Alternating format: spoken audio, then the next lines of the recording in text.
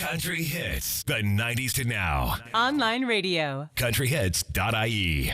Thanks very much for having me. A local girl in Kildare. It's great to have you here. That's it, yeah. Tell us about yourself. Where you're from, what you're at these days. I'm from Ballymore, which is not too far from here, and in County Kildare in Ireland. And I just moved back here at the beginning of this year, so January of this year. But I've been in London the previous 5 years and Nashville for 2 before then. So it's been a bit of a whirlwind of the last 7 or 8 years. And what brought you from Ballymore to Nashville? Because I think it was just a decision on the spur of the moment, wasn't it? Let's go to Nashville and make it big. A little bit. It wasn't necessarily let's go make it big. I just really wanted to learn how to write really good songs. And I think like Nashville probably is the one city in the world that has the most songwriters in one place that you can easily maneuver between studio to studio. So I graduated college at 21 and I was like, right, I'm just gonna dream. Yeah, I'm just gonna do it for a while, you know. I've gotten my real degree now that keep my parents happy. Right, okay. And I'm just gonna go give it a go. And what was it like then to arrive in Nashville as a young 21-year-old Irish woman? Mental. I was so naive. Like I did not do my research about Nashville at all. I just thought, oh yeah, sure, I can probably get buses everywhere. Like it's America, it would be grand. Yeah, and can you not? No, there's no public transport in Nashville. So no, Lewis, like, no, absolutely not. So it was definitely a shock to the system in like just a cultural and different city sense, but also a massive shock to the system, like it being so unbelievably full of talent. Like you walk around every corner in Nashville and you're humbled, but you're also a bit put off. Right. You're thinking like, you thought you sort of brings you down. Well, yeah, like it humbles you in the best possible way, but it also definitely makes you think, am I really going to try and do this when there's so many people here trying to do it that are brilliant? Yeah. And not to say like I would have been lesser than them, but just like it's daunting. Because you're sitting in the studio in Nashville and you're writing a song, and you know at the exact same time there's 2,500 people doing exactly the same thing, and you're thinking, how is my song ever going to be heard? So it's that kind of thing. But it was an amazing experience, and I met so many great people, and I still go back regularly, and just fantastic songwriting and just learning about the industry, really. Yeah, and what have you picked up from Nashville and brought back here then? So much. I think in a songwriting sense, I love that country and Americana music really focus on writing a story. I love that. Yeah. Like, I think that's the biggest draw for me to music is when I listen to lyrics and it makes me feel so much. Yeah. Like I love all genres, but there's things about other genres where it's repetitive lyrics and it might not necessarily mean anything.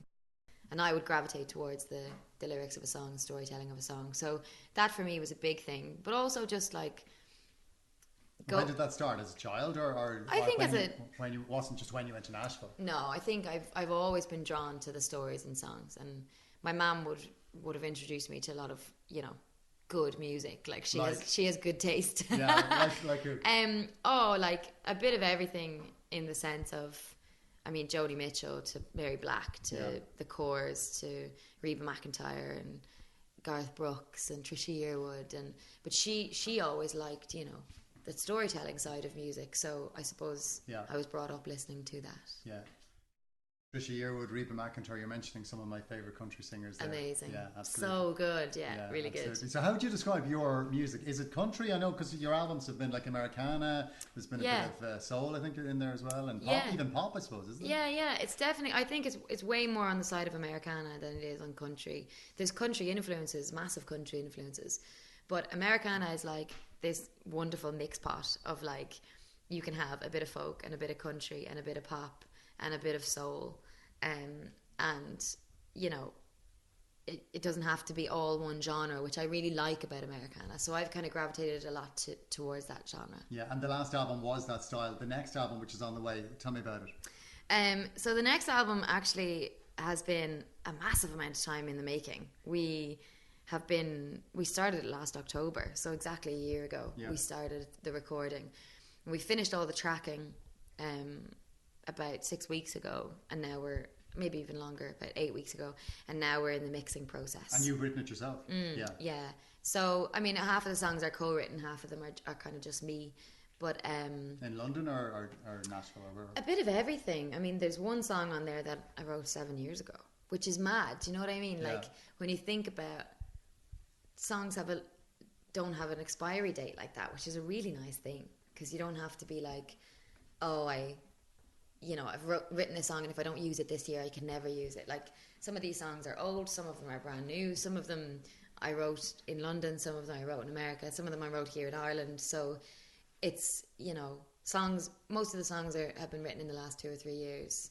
And they all just, we picked the ones that fit the best together for this record. But it's definitely, it's much bigger than my previous records. It's got a lot more... Production-wise? Yeah, it's got a lot more big band stuff going on, which I'm really enjoying. And how many were in the band? For the record? Yeah. Well, just for the live shows. For the live shows in the UK, I have 6 in the band. For this tour we're doing in Ireland next month, I only have 4. So I've tried to keep it small for Ireland, because in the UK I can sell more tickets than I can sell in Ireland, so you can afford a bigger band. Yeah. But in Ireland we're kind of still growing. But what dates in Ireland then?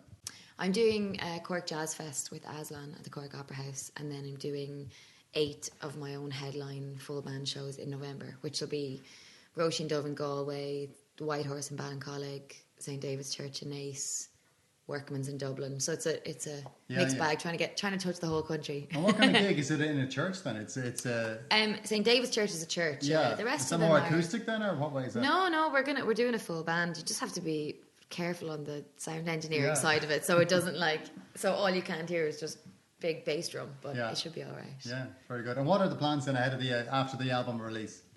Well, basically we're going to do a bunch of singles between now and next summer. Mm-hmm. And then, is that the way to do it these days, not to just release the album in one go? I mean, I think so. It's all like, everyone has a different argument about it, but at this level as an independent artist, I don't think you can just drop a whole album and expect people to listen to it. I think you have to go the single after single after single route for a while. But even a lot of the big stars on the labels are doing the same. They're doing the same, yeah, absolutely. And it's just like you get more leverage out of an album if you can drop a few singles first. And that's how they used to do it. I mean, that's how it always was back in the day. Yeah. Well, I always thought if somebody released an album and then you bought the album, why would you go and buy the singles then if you have the album already? Absolutely, yeah. So we're going to do that, and then the full album probably won't be till October of next year, which is mad for me because you get really impatient when you've made a record. You just want it to be out there now. And are you excited about the material? Very excited. Yeah. I feel like it's a massive step up for me, this record, and I'm really, really happy with the songs, really proud of the songs. There's definitely some personal stuff going on in there, but in a great way. I think you have to be honest about that stuff. And what's the first single then? The first single is Ruthless, which is out 25th of October, and then I'm not sure on the next few singles after that. We're still trying to decide that really as a team. And do you want to sing the song first? I can give you a belt of it. We'd love to hear Ruthless. Lovely, let's do it. Just make sure we're in tune.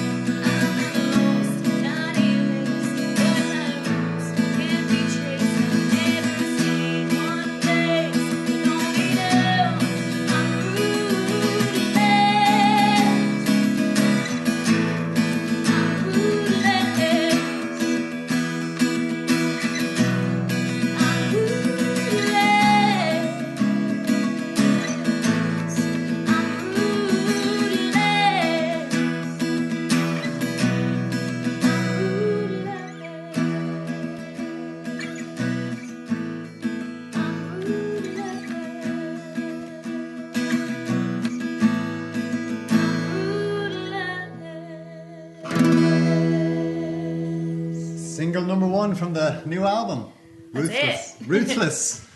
Is that a breakup song, or what's the Ruthless in what way? So it's rootless, not ruthless. Oh, sorry. That's okay. Oh, ruthless. I actually do. So you got no roots. No roots. Yeah. Right. Oh. But it's funny because I wrote it with my friend Mark Sullivan a few years ago, probably about 3 years ago now, and at the time I think that's how I was feeling, like living in London and kind of traveling so much for music that it was hard to feel like you were based anywhere. But I think the older that I've gotten, and especially since moving back, I have such strong roots in Ireland. Yeah. And I think in a subconscious way, I was writing that song about someone else at the time. Not Ballymore. No, not about me. Okay. Right.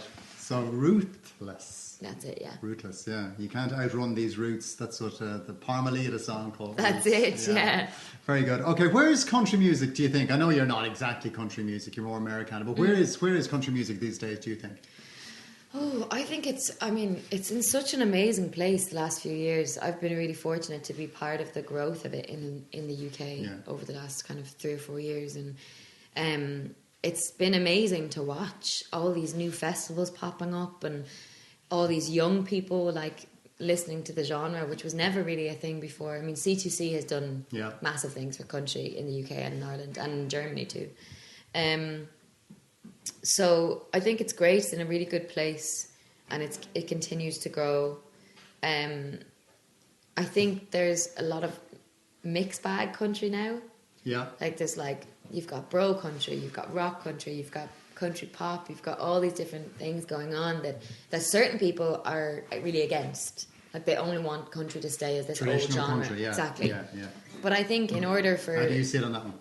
I think in order for genres to survive, they have to grow and adapt, and you're going to get a younger generation. Like traditional Irish music right now, people are using loop pedals and electronic instruments now. That was never a thing before. Yeah. But that has to be done. It has to adapt as a genre. And I think country is the same, and I'm really enjoying where it's going. I don't love all of it. I don't think anybody loves all of it. You don't have to. You don't have to. No, yeah. No. But it's been really great to see the growth of it, and so many people talking about it and loving it, and it's great. I'm not embarrassed to like it anymore because exactly. It used to be a thing where country. Yeah, in Ireland it's still funny because I feel like in Ireland country music has always been a certain thing, which has always been more of a traditional older country and cover songs. And now we haven't sort of joined in that explosion in the same way as the UK, have we? I don't think so. I think the UK, there's been a massive growth in country music, with it even entering the mainstream charts. Yeah. And people like Chris Stapleton and Carrie Underwood and the Shires and Ward Thomas and all these country music in the UK.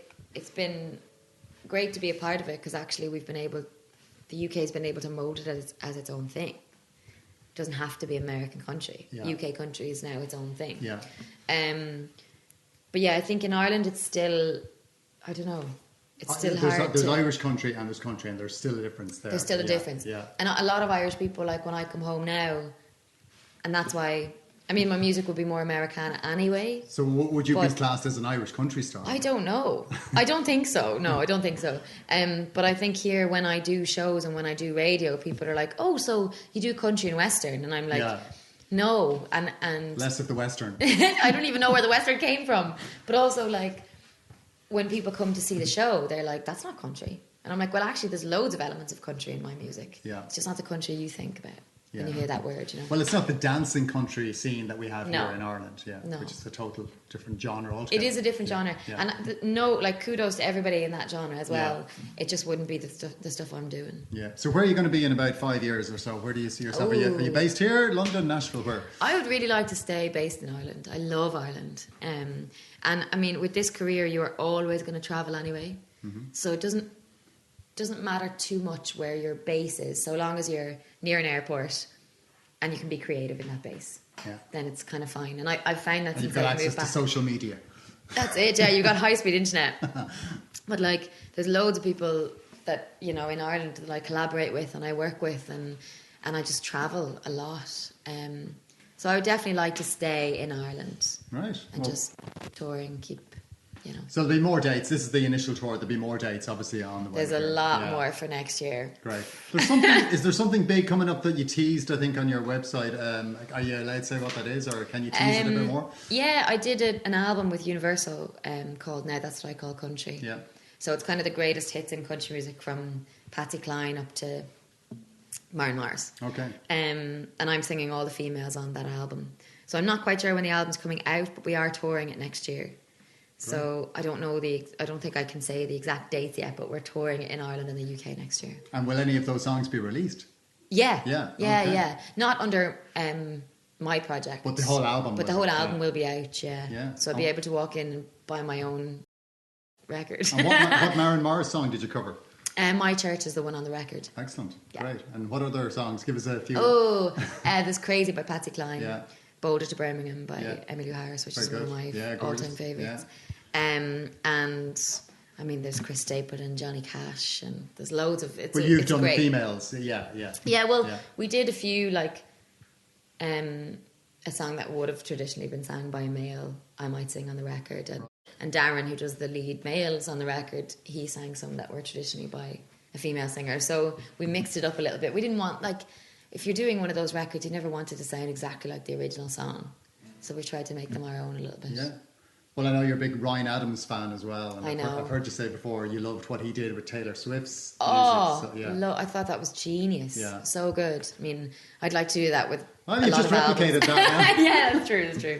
Okay, well, look, we wish you the best of luck. Big year next year, so release of that, plus your own album, and this single on the way. Yeah, big year. So best of luck. Great to have you back in Ireland, Megan. Thank you. Country Hits, the 90s to now. Online radio. Countryhits.ie.